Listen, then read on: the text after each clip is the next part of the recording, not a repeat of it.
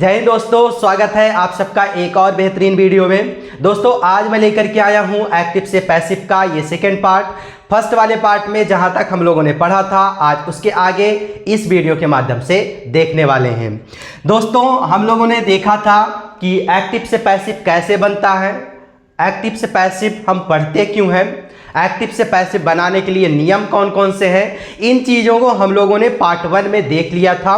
आज कुछ और चीज़ों को देखने वाले हैं कि एक्टिव से पैसिव में जब कोई सेंटेंस एक्टिव का हो और उसमें दो ऑब्जेक्ट एक साथ आ जाए तो उसका हम लोग कैसे जो है पैसिव बनाते हैं। तो देखते हैं फ्रेंड्स, यदि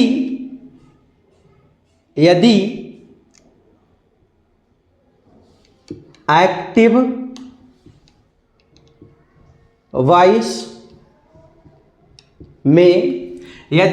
वॉइस में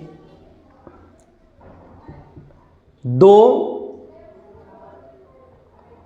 ऑब्जेक्ट एक साथ आ जाए तो अगर एक्टिव वॉइस का सेंटेंस होगा, अगर उसमें दो ऑब्जेक्ट एक साथ आ जाए, क्योंकि एक्टिव से पैसिव बनाने के लिए सारा खेल जो है ऑब्जेक्ट का ही होता है, लेकिन कभी कभी स्थितियां ऐसी आ जाती हैं कि एक्टिव वाले सेंटेंस में दो ऑब्जेक्ट एक साथ आ जाता है। तो अगर दो ऑब्जेक्ट एक्टिव वॉइस में एक साथ आ जाए तो उसका हम लोग पैसिव कैसे बनाएंगे। जैसे एक सेंटेंस मैं एक्टिव का लिखता हूं,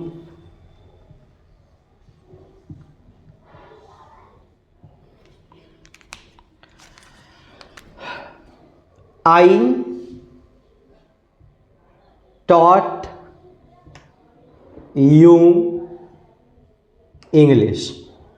I taught you English. अब ये एक सेंटेंस है। अब इसका हमें क्या बनाना है, पैसिव बनाना है। और इस सेंटेंस में जो है, इस सेंटेंस में दो ऑब्जेक्ट आए। अब ये कैसे आइडेंटिफाई होगा कि इस सेंटेंस में जो है दो ऑब्जेक्ट है। मैंने पिछली वीडियो में बताया था ऑब्जेक्ट की पहचान कैसे होती है। ऑब्जेक्ट की पहचान कई तरह से हम कर सकते हैं, लेकिन एक मैंने तरीका बताया था कि अगर आपको एक्टिव वॉइस में ऑब्जेक्ट को पहचानना है तो आप जो है सब्जेक्ट का वर्ब से प्रश्न करो, किसका, किसको, किसकी, किसे या क्या। अगर इन प्रश्नों का जवाब सही आ जाए तो जो जवाब आता है वही ऑब्जेक्ट होता है।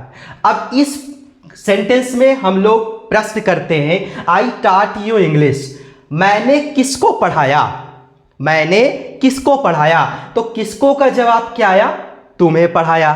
तो तुम्हें पढ़ाया मतलब कि किसको का जवाब आ गया, तो यूं क्या हुआ, ऑब्जेक्ट हुआ। अब मैंने तुमको क्या पढ़ाया, क्या का भी प्रश्न करना है, मैंने तुमको क्या पढ़ाया। तो जवाब में क्या आया, इंग्लिश। इसका मतलब क्या का भी जवाब आ गया, किसको, किसका, किसे, किसकी, इनका भी जवाब आ गया। तो इसका मतलब यहां पर यूं और इंग्लिश ये दोनों क्या, ऑब्जेक्ट है। जब एक ही सेंटेंस में दो ऑब्जेक्ट आ जाए तो इसका मतलब ये हुआ कि उसका जब हम पैसिव बनाएंगे तो उसका दो तरीके से पैसिव भी बनेगा। क्यों, क्योंकि उसमें दो ऑब्जेक्ट है। अब चाहे या तो यूं को लेकर के आप पैसिव बना दो या फिर इंग्लिश को लेकर के आप पैसिव बना लो। तो मैं दोनों तरीका आप सबको बताऊंगा। तो देखते हैं फ्रेंड्स, सबसे पहले मैं यूं को लेकर के, यहां पर यू ऑब्जेक्ट है, अब यही यू जब पैसिव बनेगा तो सब्जेक्ट बन जाएगा। तो सबसे पहले मैं यूं को लेकर के पैसिव बनाता हूं। तो सबसे पहले आई टॉट यू इंग्लिश, ये आपका पास्ट का इंडेफिनिट है। अब चूंकि यहां पर यूं क्या है, ऑब्जेक्ट है, तो यूं को लेके आओ सब्जेक्ट के जगह पर, यूं। अब ये पास्ट का इंडेफिनिट है, पास्ट के इंडेफिनिट को नए सब्जेक्ट के हिसाब से वाज या वर में चेंज करते हैं। तो यहां पर नया सब्जेक्ट यूं है, यूं के हिसाब से यहां पर वर होगा, यू वर। अब थर्ड फॉर्म लगाना है, you were taught, you were taught. You were taught. अब यहां पर थर्ड फॉर्म जैसे लगा वैसे क्या कर देना है, यू वर टॉट इंग्लिश। अब चूंकि यहां पर यू को यहां पे रख दिया है और टॉट के बाद क्या आता है, इंग्लिश, मतलब कि यू को यहां रखने के बाद टॉट के बाद क्या बच रहा है, इंग्लिश। तो इंग्लिश को यहां पर एज इट इज ऐसे लिख दो, इंग्लिश। उसके बाद फिर बाई लगा करके आई का किस में चेंज कर देना है, मी। तो you were taught English by me. तो एक तो तरीका ये हो गया। अब दूसरा तरीका क्या है देखते हैं। सबसे पहले आप इंग्लिश को लिखो, क्योंकि अब यू को लेकर के मैंने ऐसा बना दिया। अब इंग्लिश को लेकर के कैसे बनेगा, इंग्लिश। अब चूंकि इंग्लिश सिंगुलर है तो यहां पर वर की जगह पर वाज होगा, इंग्लिश वॉज। उसके बाद टॉट लगाना है, हेल्पिंग वर्ब के बाद main verb, English was taught. उसके बाद फिर यहां पर इंग्लिश लिखने के बाद इंग्लिश के बाद कुछ भी नहीं है तो यहां पर क्या लगा देना, by. English was taught by me, sorry English taught. अब यहां पर टॉट के बाद सॉरी यहां पर क्या आएगा, यू आएगा, क्योंकि टॉट के बाद यू बचा। इंग्लिश वॉज टॉट यू, उसके बाद फिर बाई, आई का क्या हो जाएगा, मी। मतलब ये कहने का ये हुआ फ्रेंड्स, जो भी थर्ड फॉर्म फर्स्ट, जो भी वर्ब मेन वर्ब एक्टिव वाले में आया होगा उसको लिखने के बाद, अब ये दोनों ऑब्जेक्ट हैं, अगर हम यू को लेकर के बनाते हैं तो टॉट के बाद मतलब मेन वर्ब के बाद इंग्लिश बच रहा है, तो यहां पर मेन वर्ब के बाद जब हम पैसिव बनाएंगे तो मेन वर्ब के बाद उस इंग्लिश दूसरे वाले ऑब्जेक्ट को लिख देंगे। अब अगर दूसरे वाले ऑब्जेक्ट को लेकर के हम बनाते तो जो हमारा पहला वाला ऑब्जेक्ट बच रहा है वो मेन वर्ब के बाद आया है, तो मेन वर्ब के बाद भी उसको एज इट इज वैसे रखेंगे। बाई के बाद जो यहां पर सब्जेक्ट है एक्टिव में, बाई सब्जेक्ट बाद में लिखेंगे। दोनों ऑब्जेक्ट को मतलब एक ऑब्जेक्ट सब्जेक्ट बन गया और दूसरा ऑब्जेक्ट तो वैसे रहेगा, और दूसरे ऑब्जेक्ट के बाद जो है हम बाई लगाएंगे, बाई के बाद उस सब्जेक्ट को चेंज करेंगे। उम्मीद करता हूं आपको ये समझ में आया होगा। अब कुछ और सेंटेंस को देखते हैं, जैसे आई टेल्स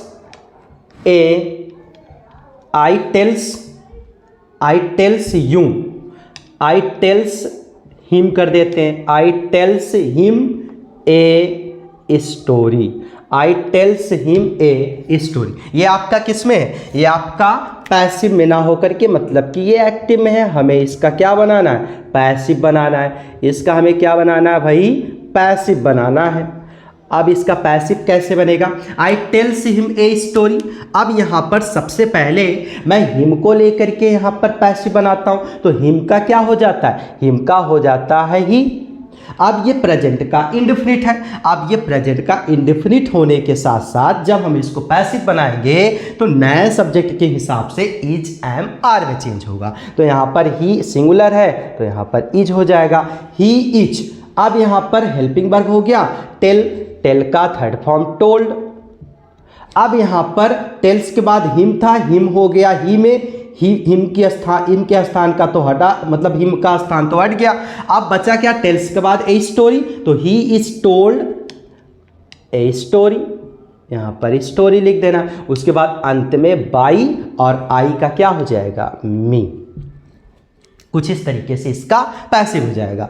अब अगर इसी को दूसरी तरीके से लिखना हो, जैसे ए स्टोरी लेकर के, तो क्या होगा, a story was, a story was, उसके बाद सॉरी वाज नहीं, यहां पर a story is told, a story is told him. अब यहां पर हिम को ऐसे लिख देना है, हिम बाई मी। तो ये हो जाएगा इस तरीके से। अब जैसे और सेंटेंस देखते हैं,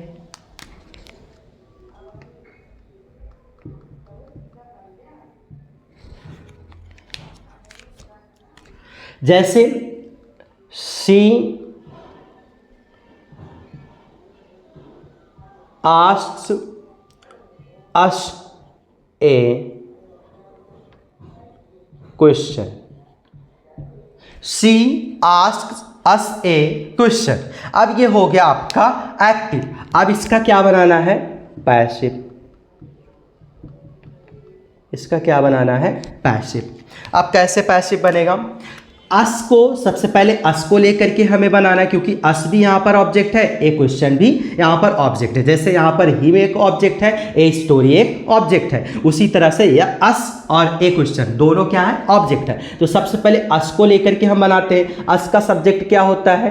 बी। अब ये हमारा प्रेजेंट का इंडेफिनिट इज एम आर में चेंज हो जाएगा, तो वी आर। अब आस्क का थर्ड फॉर्म आस्क्ड हो जाएगा, तो वी आर आस्क्ड। अस तो यहां पे बी में चेंज हो गया। अब बचा का ए क्वेश्चन। ए क्वेश्चन, ए क्वेश्चन। उसके बाद फिर बाई, बाई लगाने के बाद सी का हर में चेंज कर देना। तो इस तरीके से इसका पैसिव हो जाएगा। अथवा करके अब मान लीजिए हमें ए क्वेश्चन के हिसाब से पैसिव बनाना हो, तो क्या होगा? ए क्वेश्चन, ए क्वेश्चन। उसके बाद फिर अब यहाँ पर बी के हिसाब से आर आया, ए क्वेश्चन के हिसाब से यहाँ पर ई जाएगा, ए क्वेश्चन इज। अब उसके बाद आस्क का थर्ड फॉर्म आस्क्ड। आस्क के बाद क्या बच रहा है? अस। अस लिख देना है। और बाई, बाई के बाद क्या बचा? सी। सी का क्या हो जाएगा? Her. By her. A question is asked us by her. तो कुछ इस तरीके से इसका पैसिव हो जाएगा। तो दो ऑब्जेक्ट अगर एक सेंटेंस में हो तो कुछ इस तरीके से हम लोग करते हैं। एक और देखते हैं फ्रेंड्स। एक्टिव में मान लीजिए मैंने लिखा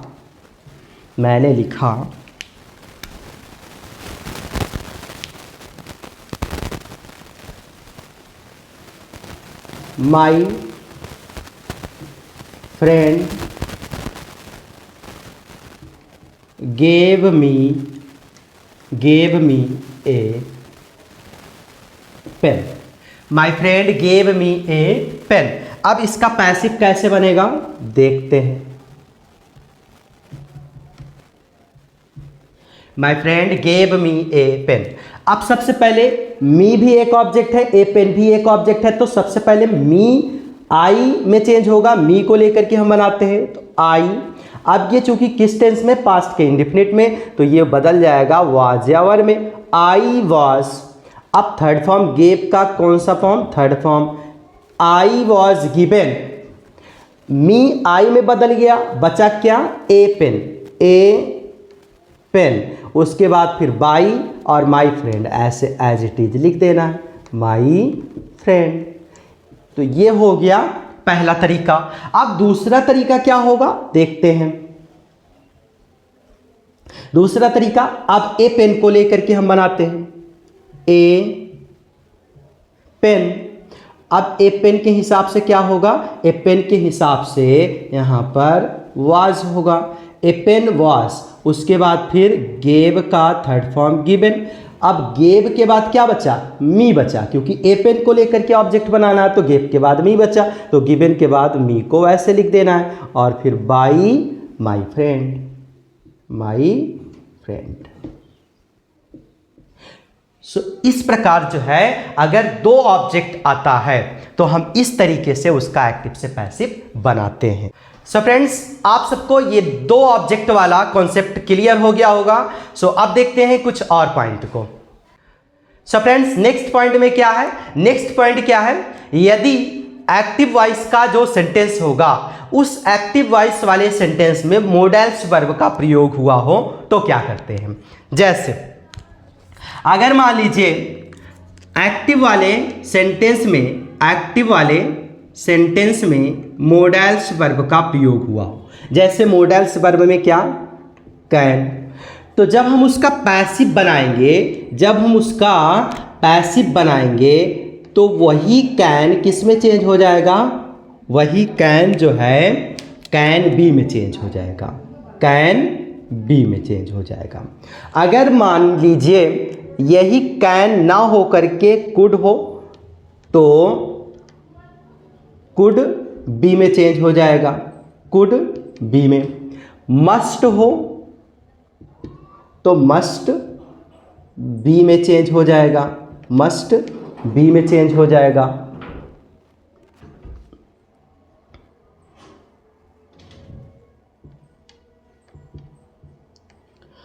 अगर मे हो तो मे बी में चेंज हो जाएगा। अगर माइट हो तो माइट बी में चेंज हो जाएगा, माइट बी में चेंज हो जाएगा। अगर यही विल में हो, विल भी एक मॉडल्स होता है, तो विल बी में चेंज हो जाएगा। शैल हो तो शैल बी में चेंज हो जाएगा। फ्रेंड्स यहाँ पर विल बी या शैल बी वो डिपेंड करेगा नए सब्जेक्ट के ऊपर। यहाँ पर शैल बी या विल बी। अगर यही वुड में हो, वुड में हो तो वुड बी या शैल शुड बी, सॉरी, या should be.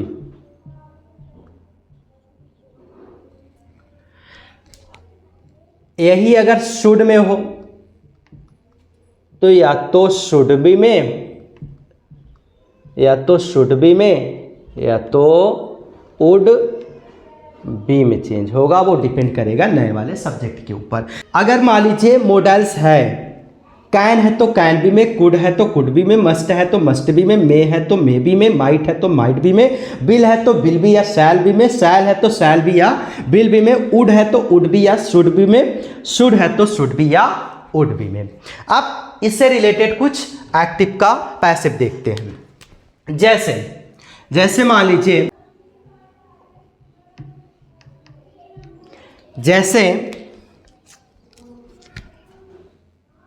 I can do this work, I can do this work, ये आपका क्या है, पैसिव में है।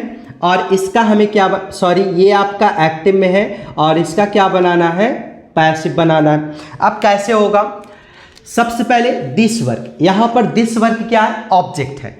अब इस ऑब्जेक्ट को सब्जेक्ट की जगह पर रखना है। अब ये सब्जेक्ट हो गया, इसके साथ एक वर्ब लगेगा। वर्ब क्या है, can.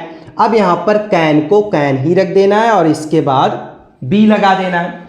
This work can be और डू का थर्ड फॉर्म डन, और जैसे थर्ड फॉर्म लगा उसके बाद बाई, और बाई के बाद आई चेंज हो जाएगा मी में। अब देखते हैं कुछ और।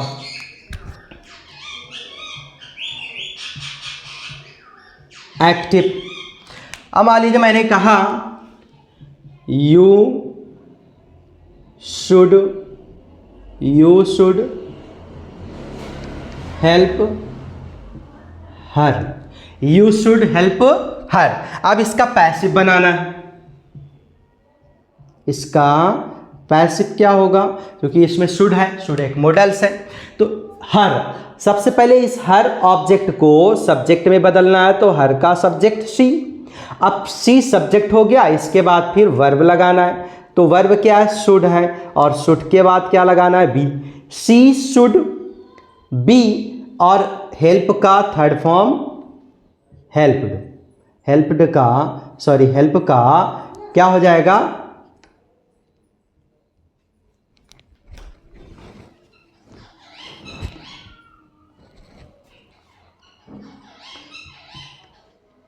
हेल्प्ड।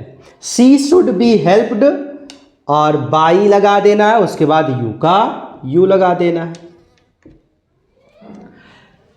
अब और देखते हैं फ्रेंड्स सेंटेंस को। एक्टिव में मान लीजिए मैंने लिखा you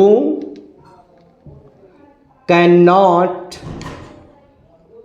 help me, you can not help me. अब इसका पैसिव बनाना है। पैसिव कैसे बनेगा देखते हैं। सबसे पहले मी ऑब्जेक्ट है, आई में बदला, आई, अब इसमें नॉट भी है, आई और उसके बाद फिर कैन, अब यहाँ पर नॉट लगाना है और इसके बाद भी लगाना है, आई कैन नॉट बी, उसके बाद फिर हेल्प, हेल्प का थर्ड फॉर्म, फिर बाई और बाई लगा करके यूं लगा देना है। तो इस तरीके से जो है मॉडल्स का हो जाएगा। कुछ और देखते हैं फ्रेंड सेंटेंस को। एक्टिव में है, मान लीजिए एक्टिव में मैंने लिखा, एक्टिव में मैंने लिखा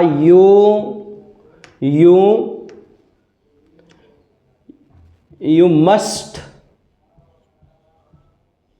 ओबे द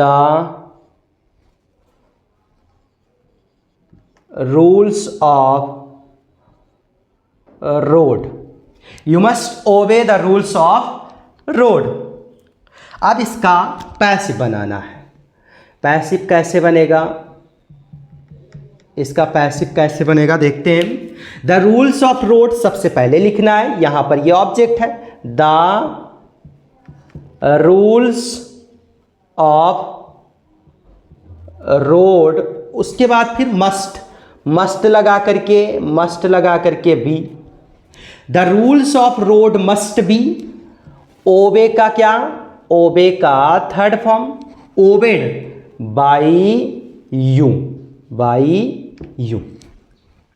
सो इस प्रकार जो है एक्टिव से पैसिव मोडल्स वाले वर्ब का बनता है। कुछ और देखते हैं फ्रेंड सेंटेंस को। एक्टिव में मान लीजिए मैंने कहा, एक्टिव में मान लीजिए मैंने लिखा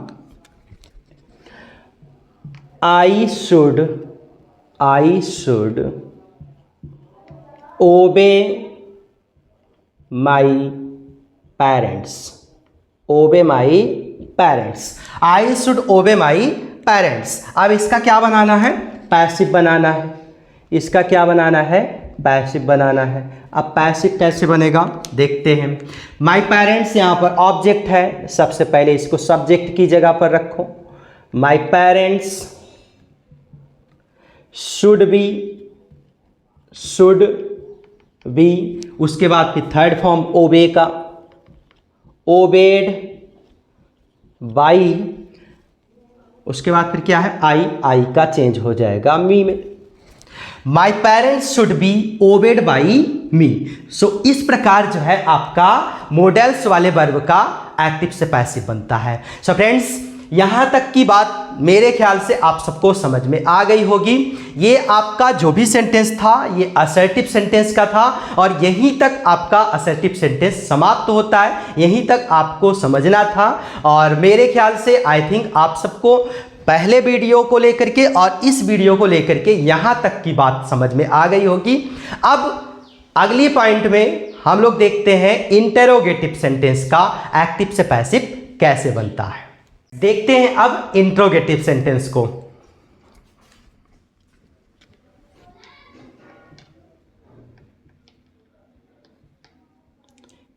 इंटेरोगेटिव सेंटेंस, इंटेरोगेटिव सेंटेंस।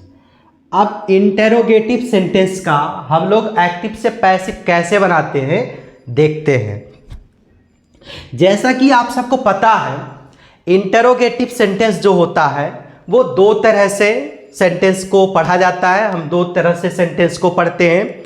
एक आपका यस या नो टाइप का होता है और दूसरा जो है WS टाइप का होता है।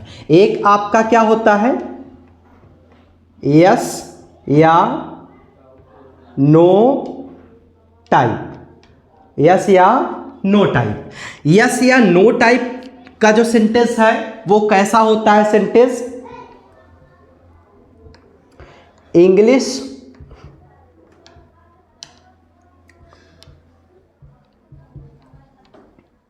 सेंटेंस की शुरुआत जब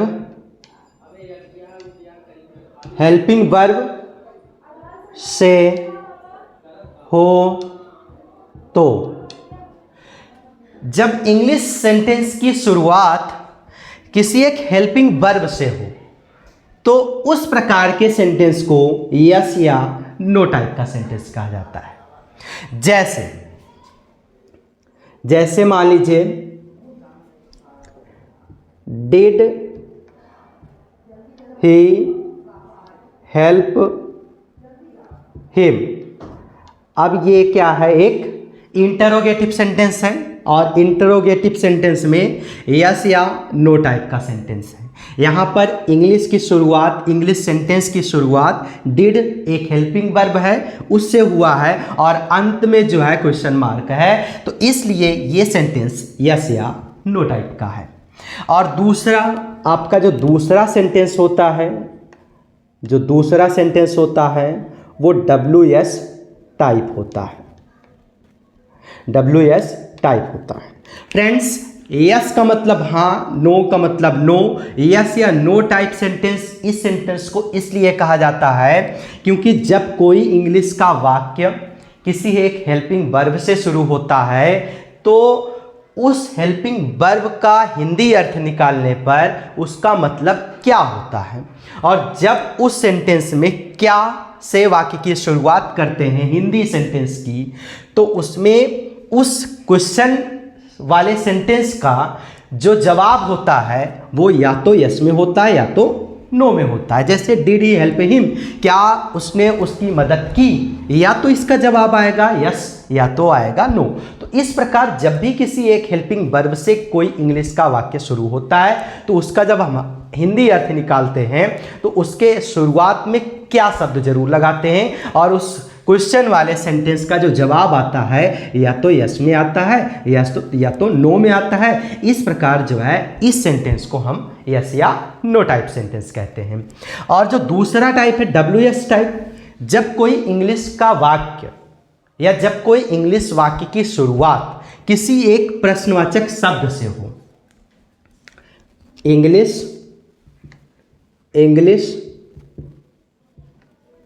सेंटेंस की शुरुआत, इंग्लिश सेंटेंस की शुरुआत एक प्रश्नवाचक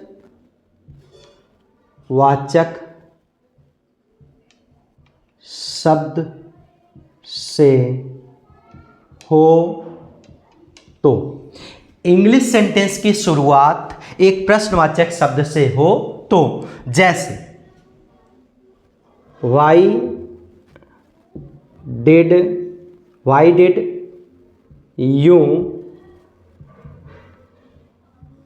teach, why did you teach Hindi yesterday। अब इस सेंटेंस की शुरुआत एक क्वेश्चन वर्ड से हुआ है और जो भी क्वेश्चन वर्ड होता है, जो भी WH होता है, WH टाइप इसलिए कहा जाता है क्योंकि जो भी क्वेश्चन वर्ड होते हैं, जो भी प्रश्नवाचक शब्द होते हैं, अगर उनकी इंग्लिश देखी जाए तो हर एक इंग्लिश वाले स्पेलिंग में WH से शुरुआत होता है। उस शब्द की शुरुआत WH से होता है। जैसे वाई WH आया, हु WH आया, वेयर WH आया, व्हेन WH आया, व्हाट WH आया, हाउ में छोड़ दीजिए, whom WH आया, whose WH आया। तो इस प्रकार इस टाइप वाले सेंटेंस को हम WS टाइप कहते हैं। तो इस प्रकार दो सेंटेंस इंटरोगेटिव सेंटेंस में यस या नो टाइप और WS टाइप, इन दोनों सेंटेंस का एक्टिव से पैसिव बनाया जाता है। तो सबसे पहले हम लोग देखते हैं यस या नो टाइप सेंटेंस का। अगर यस या नो टाइप सेंटेंस का एक्टिव से पैसिव हम सीख जाते हैं तो WH वाला भी आसान होता है। तो देखते हैं यस या नो टाइप के एक्टिव से पैसिव वाले नियम को। फ्रेंड्स, जैसा कि आप लोगों ने अभी तक सीखा असर्टिव सेंटेंस में कि अगर कोई एक सब्जेक्ट है, सब्जेक्ट के बाद हेल्पिंग वर्ब, फिर मेन वर्ब, फिर ऑब्जेक्ट, अगर इस प्रकार के स्ट्रक्चर का एक्टिव से पैसिव जब बनता है तो जो ऑब्जेक्ट होता है वो सब्जेक्ट हो जाता है और जो सब्जेक्ट होता है वो ऑब्जेक्ट हो जाता है। सेम प्रोसेस यहाँ पर भी है। जैसे मैं एक सेंटेंस लिखता हूँ इंटरोगेटिव में, एक्टिव का सेंटेंस लिखता हूँ यस या नो टाइप वाला, जैसे हैव यू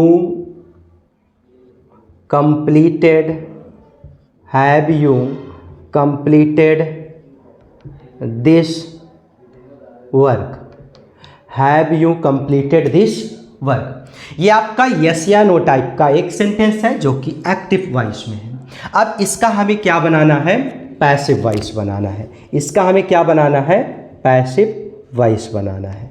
तो ये पैसिव वॉइस इसका कैसे बनेगा, सबसे पहली चीज मैंने फर्स्ट वाले वीडियो में एक जो तरीका बताया था एक्टिव का, उस एक्टिव वाले सेंटेंस में मैंने कुछ पॉइंट नोट किया था, 1 2 3 4 5 ऐसा करके, जिसमें हर एक नंबर की अपनी एक स्थिति होती है। जैसे मैंने बताया था उसमें जो फर्स्ट नंबर होता है, फर्स्ट नंबर को हम लोग सब्जेक्ट कहते हैं। जो सेकेंड नंबर होता है उसको हम हेल्पिंग वर्ब कहते हैं। जो थर्ड नंबर होता है उसको हम जो है मेन वर्ब कहते हैं। और जो फोर्थ नंबर होता है उसको हम लोग ऑब्जेक्ट कहते हैं। हमें 4 पॉइंट से मतलब होता है। उस फोर्थ वाले पॉइंट को हम फर्स्ट वाले पॉइंट पे रखते हैं और फर्स्ट वाले पॉइंट को फोर्थ वाले पॉइंट पे रखते हैं। जो सेकेंड नंबर हेल्पिंग वर्ब होता है उसको हम एज इट इज उसी स्थान पर रखते हैं और थर्ड वाले को थर्ड पर्सन में, थर्ड फॉर्म में बदल करके थर्ड के स्थान पर ही रखते हैं। सेम प्रोसेस यहाँ पर भी है, सिर्फ फर्क इतना है कि यहाँ पर हेल्पिंग वर्ब पहले आ गया है, सब्जेक्ट बाद में। अफर्मेटिव अर्थात असर्टिव सेंटेंस में सब्जेक्ट पहले आता है, हेल्पिंग वर्ब बाद में आता है। लेकिन यहाँ पर इन्हीं दोनों में चेंजिंग हुई है। अब सब्जेक्ट की स्थिति क्या होती है, फर्स्ट, हेल्पिंग वर्ब की स्थिति क्या होती है, सेकेंड, और मेन वर्ब की स्थिति थर्ड पे, और ऑब्जेक्ट की स्थिति फोर्थ पे। सारा कुछ सेम सही जगह पे है, बस सिर्फ बदलाव जो हुआ है वो 1 और 2 को लेकर के। 1 के स्थान पर 2 आ गया है, 2 के स्थान पर 1 आ गया है, बस कुछ और करना नहीं। अब करना क्या है, जैसा एक्टिव में दिखाया जा रहा है कि सबसे पहले हेल्पिंग वर्ब आया है, तो सेम प्रोसेस, सेम नियम पैसिव में भी लागू होगा। अगर एक्टिव की शुरुआत, एक्टिव वाले सेंटेंस की शुरुआत किसी एक हेल्पिंग वर्ब से हुआ है, तो पैसिव वाले सेंटेंस की शुरुआत भी एक हेल्पिंग वर्ब से होगा। वो डिपेंड करता है एक्टिव वाले हेल्पिंग वर्ब के ऊपर। अब यहाँ पर हैव आया है, अब यहाँ पर क्या आया, हैव आया है। तो जब जिस प्रकार यहाँ पर हैव आया है, तो एक्टिव से जब हम पैसिव बनाएंगे तो आपको पता होगा हैव या हैज को हम बदल देते हैं हैव बीन और हैज बीन में। तो यहाँ पर दिस वर्क एक हमारा सब्जेक्ट होगा और इस दिस वर्क के हिसाब से यहाँ पर सबसे पहले हेल्पिंग वर्ब जो होना चाहिए वो क्या होना चाहिए, सबसे पहले दिस वर्क जो कि सिंगुलर है, तो यहाँ पर हैव के स्थान पर हैज होना चाहिए। उसके बाद फिर अब सेकेंड वाले को फर्स्ट वाले पे रख दिया, क्योंकि हेल्पिंग वर्ब दूसरे नंबर पे आता है, लेकिन ये पहले पे आ गया है तो हेल्पिंग वर्ब हमें पहले पे रखना है। पैसिव वाले में भी हैज हो गया। अब फोर्थ को रखना है this work, has this work. अब इसमें 2 हेल्पिंग वर्ब होगा, हैव और हैज आता है, तो हैव बीन और हैज बीन में चेंज होता है। तो एक हेल्पिंग वर्ब को तो मैंने रख दिया पहले, अब जो दूसरा बच रहा है वो इस सब्जेक्ट के बाद रखना होगा, been, has this work been. अब यहाँ पर देखिए, यहाँ पर हेल्पिंग वर्ब आ गया, हेल्पिंग वर्ब और सब्जेक्ट सब्जेक्ट। अब यहाँ पर एक और हेल्पिंग वर्ब है एक्स्ट्रा, उसको लिखने के बाद मेन वर्ब रखना है, कंप्लीटेड, कंप्लीटेड। फिर उसके बाद फिर बाई, और बाई के बाद यू का यू में ही चेंज करना है। सो इस प्रकार जो है आपका एक्टिव से पैसिव बन जाता है इंट्रोगेटिव सेंटेंस का। फ्रेंड्स, मैं एक और सेंटेंस देता हूं,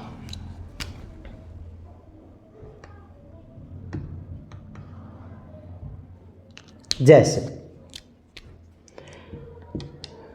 is he singing a song, is he singing a song. अब इसका हमें पैसिव बनाना है, इसका हमें पैसिव बनाना है। Is he singing a song. अब हेल्पिंग वर्ब पहले है तो इसका मतलब पैसिव में भी हेल्पिंग वर्ब पहले रखना होगा, लेकिन वो हेल्पिंग वर्ब कौन सा होगा वो डिपेंड करेगा यहाँ के ऑब्जेक्ट के ऊपर। ए सॉन्ग यहाँ पर ऑब्जेक्ट सिंगुलर है, तो अब इज एम आर अगर एक्टिव में आता है तो पैसिव बनाते समय is being, am being, are being इन तीनों हेल्पिंग वर्ब में चेंज हो जाता है। तो यहाँ पर ए सॉन्ग सिंगुलर है तो इस ए सॉन्ग की वजह से यहाँ पर इज का इज ही रहेगा, इज का इज ही रहेगा। अब ए सॉन्ग हमारा ऑब्जेक्ट बन जाता है सब्जेक्ट, और दूसरा हेल्पिंग वर्ब इसमें क्या है, is being, am being, are being में चेंज होगा तो इस तो रख दिया। अब दूसरा क्या बच रहा है, बीइंग। अगर जिस सेंटेंस में दो हेल्पिंग वर्ब का प्रयोग होता है पैसिव में, तो एक हेल्पिंग वर्ब को इंटरोगेटिव में एक हेल्पिंग वर्ब को पहले रखा जाता है, दूसरे हेल्पिंग वर्ब को उस नए वाले सब्जेक्ट के बाद रखना होता है। तो इज ए सॉन्ग बीइंग, अब सिंगिंग का कौन सा form, third form. Is a song being संग, थर्ड फॉर्म के बाद बाई, बाई के बाद ही का केस में चेंज होगा हिम में। अंत में क्वेश्चन मार्क लगाना है। इज ए सॉन्ग बीइंग संग बाई हिम। अब और देखते हैं सेंटेंस को।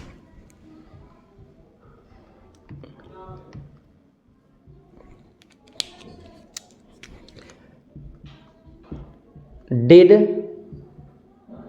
They help him, did they help him. अब इसका हमें पैसिव बनाना है। पैसिव कैसे बनेगा देखते हैं। सबसे पहले हेल्पिंग वर्ब आया है तो इस हिम के हिसाब से यहाँ पर एक हेल्पिंग वर्ब होगा। अब आपने देखा होगा अगर सेकेंड फॉर्म आता है, फर्स्ट फॉर्म आता है, डीड आता है अगर एक्टिव में, तो जब उसका हम पैसिव बनाते हैं तो वही did first form second form किस में चेंज हो जाता है, नए सब्जेक्ट के हिसाब से वाज या वर में चेंज हो जाता है। तो यहाँ पर हिम का सब्जेक्ट ही होता है, ही के हिसाब से पहले हेल्पिंग वर्ब क्या होना चाहिए, वाज। फिर उसके बाद फिर यहाँ पर ही का हिम का ही हो जाएगा, वाज ही। उसके बाद फिर हेल्प, हेल्प का थर्ड फॉर्म हेल्प्ड बाई, और यहाँ पर दे है, दे का ऑब्जेक्ट क्या होता है, देम होता है, यहाँ पर देम हो जाएगा, was he helped by them. अब देखते हैं कुछ और सेंटेंस को।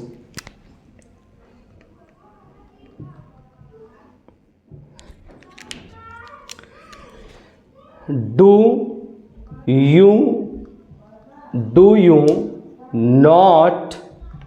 Not right A letter, do you not write a letter with pen। अब यहाँ पर एक सेंटेंस है, do you not write a letter with pen। अब इसका पैसिव बनाना है। अब इसका पैसिव कैसे बनेगा देखते हैं। इसका पैसिव कैसे बनेगा, सबसे पहला काम डू है, एक हेल्पिंग वर्ब है, यहाँ पर ए लेटर एक ऑब्जेक्ट है। अगर डू डज वर्ब का फर्स्ट फॉर्म वर्ब का फिफ्थ फॉर्म आता है एक्टिव वॉइस में, तो जब हम उसका पैसिव बनाते हैं तो वो इज एम आर में चेंज हो जाता है according to the new subject. यहाँ पर ए लेटर हमारा न्यू सब्जेक्ट होगा, इस ए लेटर के हिसाब से इज का प्रयोग होगा और उस इज का प्रयोग इस डू के स्थान पर होगा। तो यहाँ पर डू के स्थान पर क्या होना चाहिए, इज। अब यहाँ पर ए लेटर लिख देना है, a letter, is a letter. उसके बाद यहाँ पर क्या आया है, नॉट आया है। अब यहाँ पर जैसे सब्जेक्ट के बाद नॉट आया एक्टिव में, वैसे यहाँ पर ए लेटर हमारा सब्जेक्ट हो गया, इसके बाद आएगा not. Is a letter not. अब राइट का कौन सा form, third form, written, written by. अब बाई के बाद यू लगा देना है। अब एक्स्ट्रा में क्या बच रहा है, with pen, with pen, with pen को एज इट इज ऐसे लगा देना है। आई थिंक आप सबको समझ में आया होगा। अब एक सेंटेंस और लिखते हैं friends.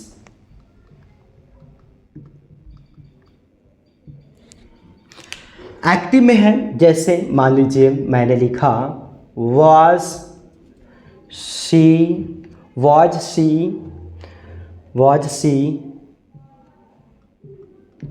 reading a story, was she reading a story। In her room, in her room. अब यहाँ पर इसका हमें पैसिव बनाना है।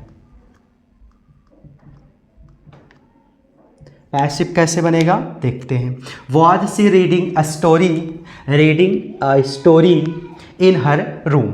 अब यहाँ पर ए स्टोरी, अब यहाँ पर चूंकि वाज या वर का प्रयोग होता है एक्टिव में, तो जब उसका हम पैसिव बनाते हैं वॉज बीइंग वर बीइंग में चेंज हो जाता है नए सब्जेक्ट के हिसाब से। ए स्टोरी, अब यहाँ पर वाज, ए स्टोरी के हिसाब से यहाँ पर वाज ही होगा, was a story, was a story. अब दूसरा जो हेल्पिंग वर्ब है ये आपका स्टोरी अर्थात नए सब्जेक्ट के बाद रखना होगा। वाज ए स्टोरी बीइंग, अब यहाँ पर रीडिंग है तो रीड का थर्ड फॉर्म रेड होता है। Was a story being red by, अब सी है, सी का किस में चेंज होगा हर, और इन हर रूम ये हो जाएगा आपका पैसिव। सो फ्रेंड्स, उम्मीद करता हूं आपको ये समझ में आ रहा होगा इंट्रोगेटिव सेंटेंस का जो एक्टिव से पैसिव होता है वो कैसे बनता है। कुछ और सेंटेंस को देखते हैं friends.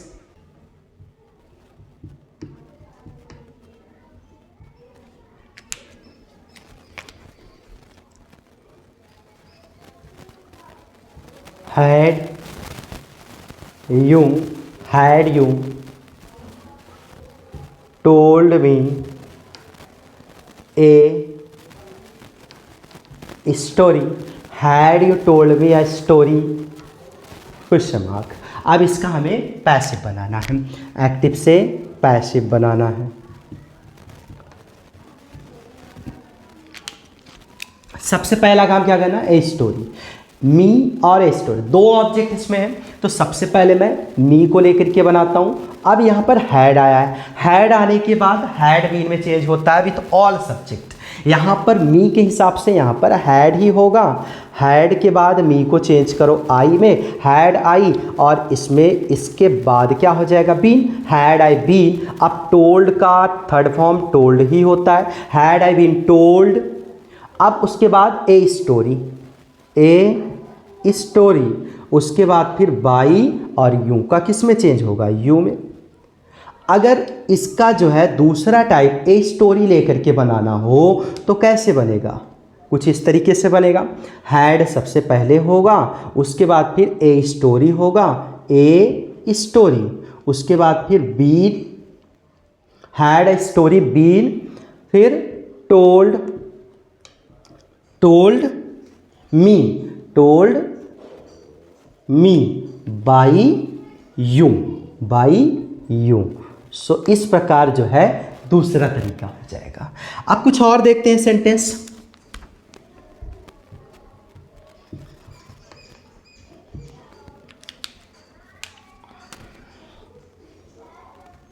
Has she not, has she not written a letter, has she not written a letter in school, in school। अब इसका हमें पैसिव बनाना है, एक्टिव से पैसिव। सबसे पहला काम क्या करना है, ए लेटर, ए लेटर के हिसाब से यहाँ पर क्या होना चाहिए, has she not written a letter in school. अब यहाँ पर हैज सी, अब ए लेटर के हिसाब से यहाँ पर हैज ही होना चाहिए। उसके बाद फिर a letter, has a letter. अब यहाँ पर नॉट लगाना है, नॉट लगा दो, क्योंकि सब्जेक्ट के बाद नॉट, तो यहाँ पर भी सब्जेक्ट के बाद नॉट। अब इसमें दो हेल्पिंग वर्ब है, हैज भी है और बीन भी है, तो जो दूसरा हेल्पिंग वर्ब बच रहा है वो लेटर के बाद अगर नॉट है तो नॉट के बाद लगा देना है। अगर यहीं पर सपोज नॉट ना होता तो ए लेटर के बाद बीन लगा देते सीधा सीधा। तो has a letter not be, उसके बाद फिर रिटन, रिटन, उसके बाद by her, by her in school, in school, ये हो जाएगा इसका। अब देखते हैं और एक्टिव का।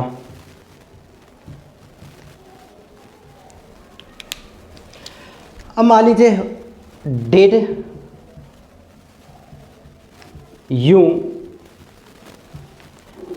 You help us, did you help us. अब इसका पैसिव क्या होगा, इसका पैसिव क्या होगा, इसका पैसिव होगा, अब यहाँ पर डिड से शुरू है, अब यहाँ पर अस आया है, डिड यू हेल्प, यहाँ पर हेल्प होना चाहिए, help us, did you help us. अब यहाँ पर अस का सब्जेक्ट बी होता है, अब बी के हिसाब से यहाँ पर वर होना चाहिए, क्योंकि ये डिड है, डिड बदल जाता है वाज या वर में, वर, उसके बाद अस का वी में वर बी, उसके बाद third form helped, were be helped by, by के बाद यू, बाई के बाद यू में चेंज करना है, ये हो जाएगा इसका पैसिव। एक और देखते हैं फ्रेंड्स,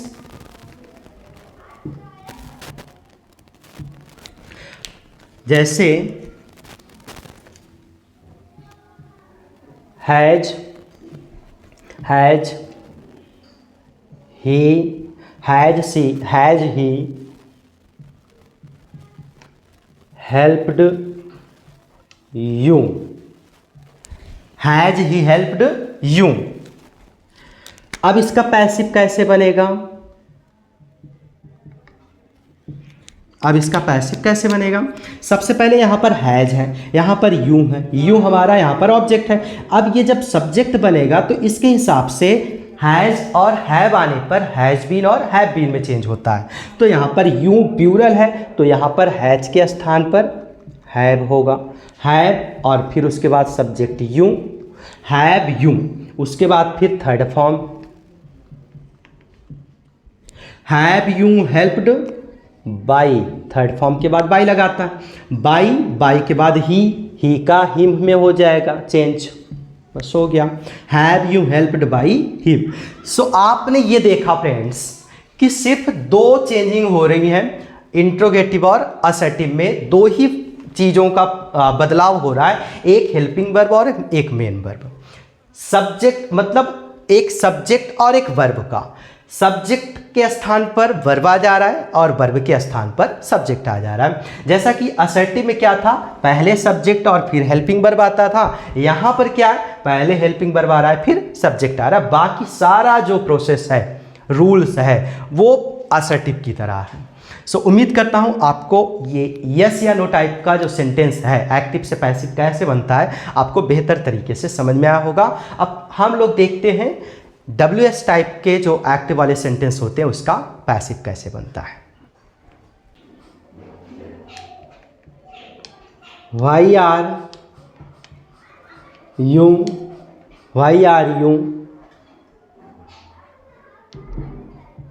writing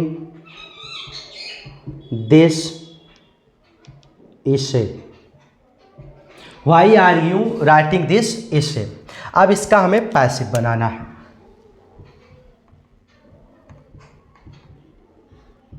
फ्रेंड्स, जो WS टाइप वाला होता है, अगर आपने यस या नो टाइप वाले को अच्छे से समझ लिया, सीख लिया, तो WS टाइप में कुछ भी नहीं है। अब देखिए, सपोज आपको WS वाला सेंटेंस एक मिलता है और उसका पैसिव बनाना हो, तो एक क्षण के लिए ये समझा करिए कि एक क्षण के लिए WS वाला वर्ड आया ही नहीं, इतना ही आया है। तो अब जब इतना आया है तो ये क्या हो गया, यस या नो टाइप का हो गया। जब ये यस या नो टाइप का हो गया तो यस या नो टाइप को बदलना कैसे होता है, दिस इज ए सिंगुलर है, यहाँ पर आर हेल्पिंग वर्ब है। अब इज एम आर को is being, am being, are being में चेंज करना होता है। वो डिपेंड करता है दिस मतलब कि यहाँ के ऑब्जेक्ट के ऊपर। यहाँ पर दिस इज से एक सिंगुलर ऑब्जेक्ट है, अब यही सब्जेक्ट बनेगा। तो यहाँ पर आर से वाक्य की शुरुआत हुई है, तो यहाँ पर दिस इसे के हिसाब से इज का प्रयोग होगा। यहाँ पर आर के स्थान पर इज का प्रयोग होगा, क्योंकि हेल्पिंग वर्ब से शुरू है, तो पैसिव में भी हेल्पिंग वर्ब से ही वाक्य की शुरुआत करनी है। इज, उसके बाद फिर दिस इज से, दिस इज से, इज दिस इज से, उसके बाद फिर ये हो गया हेल्पिंग वर्ब, ये हो गया सब्जेक्ट। अब राइटिंग का थर्ड फॉर्म क्या होता है, रिट, थर्ड फॉर्म के बाद बाई, बाई के बाद यूं, यहाँ पर इतना हो गया, ये क्वेश्चन मार्क। अब क्या बच रहा है? WH। जो भी WH का प्रयोग हुआ होगा एक्टिव वाले में, उसको एज इट इज वैसे वाक्य के शुरू में लिख देना है। Why is this is written by you, ये आपका पैसिव वॉइस बन गया। उम्मीद करता हूं आपको ये समझ में आया होगा। अगर आपको ये WS या नो टाइप वाला सेंटेंस अच्छा से आया होगा, उसका पैसिव अगर आपको समझ में आया होगा, तो अगर एक्टिव वाले में WH का प्रयोग हुआ होगा, किसी एक क्वेश्चन वर्ड का प्रयोग हुआ होगा, तो पैसिव बनाते समय उस क्वेश्चन वर्ड को सबसे पहले लिख देना है एज इट इज, जो भी जैसा स्थान उसका है वैसे वैसे वहाँ पर रख देना है। बाकी जो भी नियम यस या नो टाइप वाला है, उसका नियम यहाँ पर अप्लाई करके आसानी से पैसिव बनाया जा सकता है। कुछ और देखते हैं सेंटेंस को।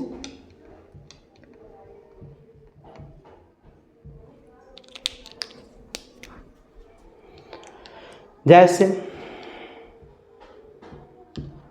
वाई हैव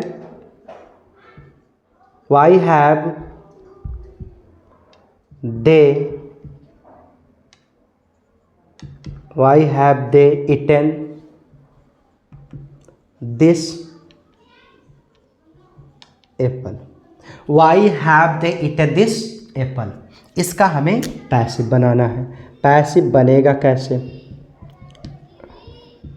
सबसे पहले वाई को वैसे एज इट इज लिख देना है, वाई को वैसे लिख देना है। अब दिस एप्पल के हिसाब से यहाँ पर एक हेल्पिंग वर्ब का प्रयोग होगा वाई के बाद, क्योंकि यहाँ पर वाई के बाद एक हेल्पिंग वर्ब है, यहाँ पर भी वाई के बाद एक हेल्पिंग वर्ब होगा। वो डिपेंड करता है दिस एप्पल के ऊपर, मतलब यहाँ के ऑब्जेक्ट के ऊपर। अब यहाँ पर दिस एप्पल सिंगुलर है, हैव, और अगर एक्टिव में हैव या हैज आता है तो हैव बीन या हैज बीन में चेंज हो जाता है। दिस एप्पल सिंगुलर होने के नाते यहाँ पर हैज हो जाएगा, वाई हैज, उसके बाद फिर this apple, why has this Apple.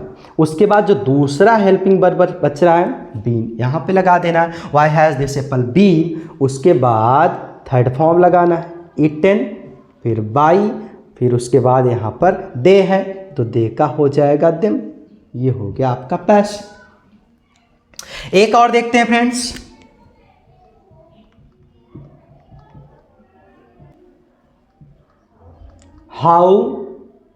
How did you do this work? How did you do this work? How did you do this work? अब इसका कैसे होगा? Passive. How did you do this work. अब यहाँ पर how को as it is वैसे लिख देना है। हाउ को लिखने के बाद यहाँ पर दिस वर्क है, यहाँ पर डिड है, डिड को चेंज करना होता है वाज या वर में। यहाँ पर दिस वर्क सिंगुलर है तो यहाँ पर क्या हो जाएगा? वाज। हाउ वाज, उसके बाद फिर this work, how was this work, उसके बाद डू का third form done. How was this work done by, कौन है? यू। यहाँ पर यू लगा देना है, यहाँ पर क्वेश्चन मार्क। एक और देखते हैं friends, active.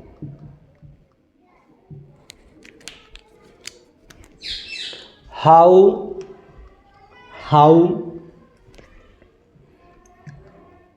Does she cook food in kitchen. How does she cook food in kitchen. अब इसका हमें पैसिव बनाना है। अब इसका पैसिव कैसे बनेगा देखते हैं फ्रेंड्स। पैसिव, हाउ को पहले रखना है, हाउ को एज इट इज ऐसे रख देना है हाउ। उसके बाद फूड। अब फूड यहाँ पर ऑब्जेक्ट है, यहाँ पर डज आया है, डू डज। अगर ये आता है तो इज एम आर में चेंज होता है, तो यहाँ पर फूड सिंगुलर है तो यहाँ पर हेल्पिंग वर्ब हो जाएगा इज। हाउ इज, उसके बाद फिर फूड, हाउ इज फूड। यहाँ पर फिर थर्ड फॉर्म कुक्ड, कुक्ड के बाद बाई, बाई के बाद फिर सी का क्या हो जाएगा, her. How is food cooked by her in kitchen, in kitchen, ये हो जाता है आपका पैसिव। उम्मीद करता हूं आपको ये WS वाला भी समझ में आ गया होगा। अगर सपोज यहाँ पर कहीं निगेटिव होता, जैसे मान लीजिए वाई आर यू नॉट, यहाँ पर सपोज निगेटिव होता फ्रेंड्स, तो यहाँ पर जो भी यहाँ पर यू सब्जेक्ट के बाद नॉट आया है तो यहाँ पर सब्जेक्ट के बाद ही नॉट लगाना है। वाई इज दिस इससे, अब यहाँ पर दिस इससे क्या है, सब्जेक्ट है, तो इसके जस्ट बाद क्या लगा देना है, नॉट लगा देना है, और कुछ नहीं करना है। सो फ्रेंड्स, उम्मीद करता हूं आपको यस या नो टाइप और WS टाइप दोनों प्रकार के सेंटेंस का एक्टिव से पैसिव समझ में आया होगा, अर्थात इंट्रोगेटिव सेंटेंस आपको बेहतर तरीके से समझ में आया होगा। एक पॉइंट इंट्रोगेटिव सेंटेंस में और रह गया है, और वो कौन सा पॉइंट है, हु, WHO हु। अब इस हु का बहुत बड़ा योगदान होता है एक्टिव से पैसिव बनाने में, अर्थात इसका नियम ही अलग है। तो नेक्स्ट पॉइंट में हम लोग देखते हैं हु का कैसे प्रयोग होता है एक्टिव से पैसिव में। एक एक्टिव का सेंटेंस है, एक एक्टिव का सेंटेंस है, और इस एक्टिव वाले सेंटेंस में वाक्य की शुरुआत हु से हुआ। किससे हुआ हो, हु से। Who helped you, who helped you. Friends, सबसे पहली चीज मैं आप सबको बताना चाहता हूं, हु के बाद, हु के बाद, हु के बाद जो है do, did, does, do, did, does, इन तीनों हेल्पिंग वर्ब का प्रयोग नहीं होता है। हु के बाद डू, डिड, डज, इन तीनों हेल्पिंग वर्ब का प्रयोग नहीं करते हैं। हु के बाद आप इनके अलावा जो भी हेल्पिंग वर्ब होता है उनका प्रयोग कर सकते हैं। हु के बाद थर्ड फॉर्म का प्रयोग कर सकते हो, और हु के बाद वर्ब का फर्स्ट फॉर्म, वर्ब का सेकेंड फॉर्म, वर्ब का थर्ड फॉर्म, इन तीनों वर्ब का फॉर्म प्रयोग कर सकते हो। वर्ब का फोर्थ फॉर्म, वर्ब का फिफ्थ फॉर्म हु के बाद नहीं प्रयोग होता है। तो अब देखते हैं एक्टिव में, एक्टिव वॉइस में अगर हु का प्रयोग हुआ है तो हम उस हु को किस में चेंज करेंगे। अब जब पैसिव बनाना हो इस सेंटेंस का, तो सबसे पहली चीज, अगर आपका वाक्य हु से शुरू होता है, अगर आपका वाक्य हु से शुरू होता है, तो जब पैसिव बनाएंगे तो वही हु चेंज हो जाएगा बाई हुम में, बाई हुम में। बाई हुम में इसलिए चेंज होता है क्योंकि वाक्य में हु लगने से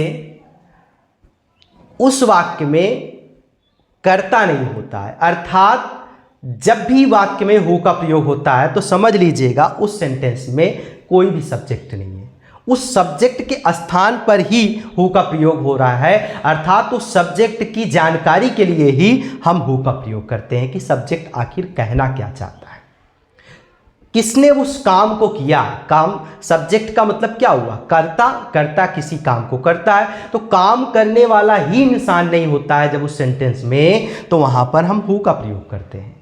तो इस वजह से यहां पर जो हु है वो हु चेंज हो जाता है बाई हुम में, और वाक्य के एकदम शुरू में ही लिखा जाएगा पैसिव बनाते समय।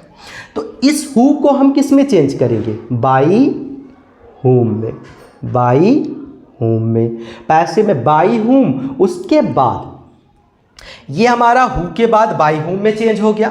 अब ये टेंस कौन सा है, पास्ट का इंडेफिनिट, क्योंकि इसमें सेकेंड फॉर्म का प्रयोग हुआ।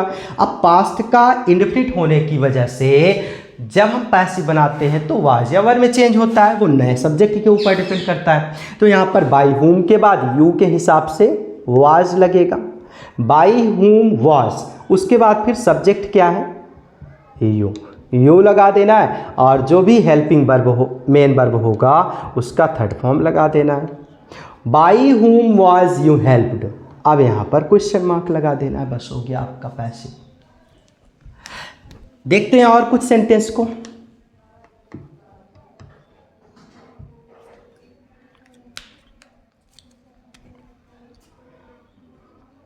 who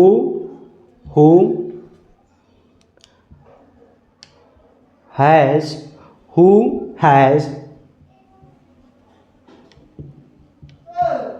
written this story,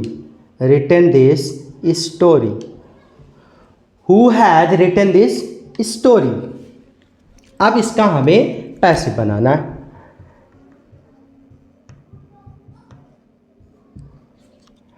passive इसका कैसे बनेगा? अब यहाँ पर हु की जगह पर बाई हुम हो जाएगा, बाई हुम के बाद एक हेल्पिंग वर्ब की ज़रूरत पड़ेगी। अब यहाँ पर हैज है, यहाँ पर दिस स्टोरी एक नया सब्जेक्ट है, तो हैज या हैव बीन में चेंज होगा, इस ऑब्जेक्ट के ऊपर डिपेंड करेगा। तो यहाँ पर सिंगुलर है तो यहाँ पर हैज ही का प्रयोग होगा। बाई हुम हैज, उसके बाद फिर नया सब्जेक्ट दिस स्टोरी है, दिस स्टोरी। बाई हुम हैज दिस स्टोरी, उसके बाद जो सेकेंड वाला हेल्पिंग वर्ब है ये सब्जेक्ट के बाद होगा। बाई हुम हैज दिस स्टोरी बी, उसके बाद थर्ड फॉर्म रिटन, रिटन के बाद बस हो गया, ये आपका बन गया पैसिव, क्योंकि बाई ऑलरेडी पहले ही लग गया है। और देखते हैं friends,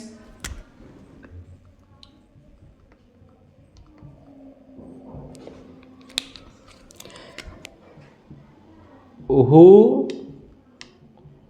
gave you this pen, who gave you this pen।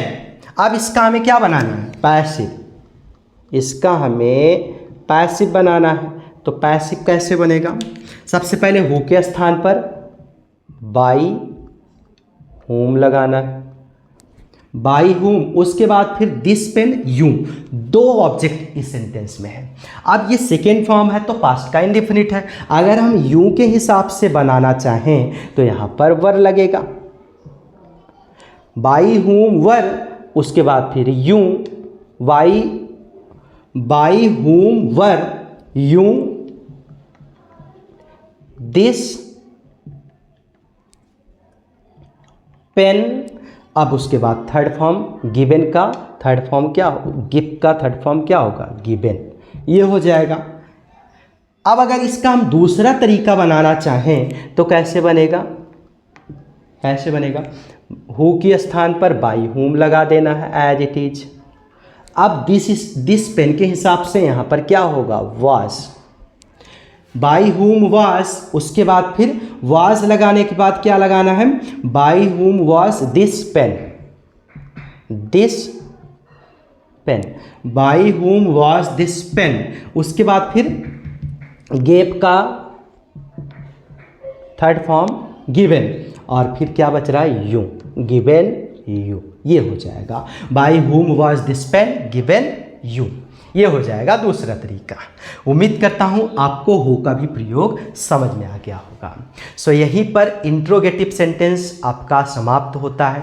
Interrogative sentence में जो भी पॉइंट्स थे, जो भी डाउट्स था, हम लोगों ने आज इस वीडियो के माध्यम से क्लियर कर लिया है। फ्रेंड्स, यहीं पर असर्टिव सेंटेंस का एक्टिव पैसिव और इंटेरोगेटिव सेंटेंस का एक्टिव पैसिव पूरी तरह से समाप्त होता है। अब जो नेक्स्ट सेंटेंस है वो आपका है इम्परेटिव सेंटेंस। इम्परेटिव सेंटेंस का कैसे एक्टिव से पैसिव बनता है वो हम लोग अगली वीडियो में देखने वाले हैं, पार्ट 3 में। और साथ में फ्रेंड्स, कुछ ऐसे मेन वर्ब का प्रयोग एक्टिव में कभी कभी हो जाता है जिनके साथ हम बाई के स्थान पर कुछ अन्य प्रपोजिशन का प्रयोग करते हैं। इन पॉइंट्स को, इन चीज़ों को हम लोग पार्ट 3 में देखने वाले हैं, जिसमें हम लोग इम्परेटिव सेंटेंस को भी देखेंगे और साथ में जो भी मेन वर्ब ऐसे हैं जिनके साथ हम पैसिव में बाई का प्रयोग ना करके कुछ अन्य प्रपोजिशन का प्रयोग करते हैं, वो भी पार्ट 3 में हम लोग देखने वाले हैं। सो पार्ट 3 भी आप लोगों का बहुत इंपॉर्टेंट होने वाला है। और अभी तक अगर आपने पार्ट 1 को नहीं देखा है एक्टिव से पैसिव वाला वीडियो, तो अभी जा करके प्लीज़ देख लीजिए उसे। जब ही आपको पार्ट 2 बेहतर तरीके से समझ में आएगा। और साथ में जब आप पार्ट 1 पार्ट 2 देख लोगे तो बेहतर तरीके से आपको पार्ट 3 भी समझ में आएगा। सो फिर मिलते हैं एक नेक्स्ट क्लास में, तब तक के लिए थैंक्स अ लॉट।